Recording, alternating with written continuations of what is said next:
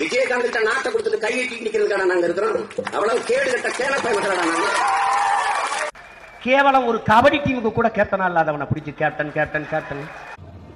இன்னைக்கு கேப்டன் விஜயகாந்த் அணியா மாதிரி இருக்குது.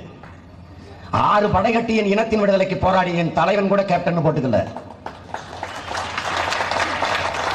ஒரு காகித கப்பலை கூட ஓட்டுனது இல்ல.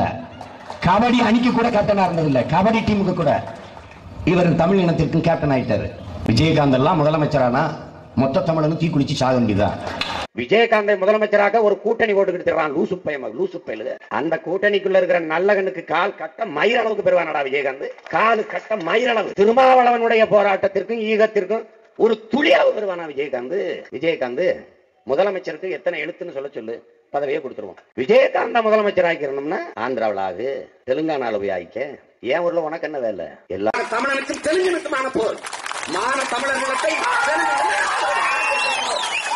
கிங்கா கிங் மேக்கரா அப்படின்னு கேட்கிறாரு. நான் கிங்கா கிங் மேக்கரான அவர் கிங்கும் இல்ல கிங் மேக்கரும் இல்ல. அவர் ஒரு ஜோக்கர். அவர் தமிழகத்தில் ஒரு பெரும் புரட்சியை ஏற்படுத்த பிடல் காஸ்ட்ரோஸே வேற போல ஒரு புரட்சியாளர் வந்திருக்கிறார். ஐயா விஜயகாந்த் அவர்கள் இந்த நிலத்தில் எதை பற்றி அவர் கவலை இருக்குது?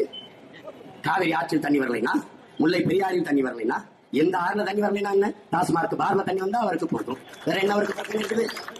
என்ன அவருக்கு பிரச்சனை இருக்குது?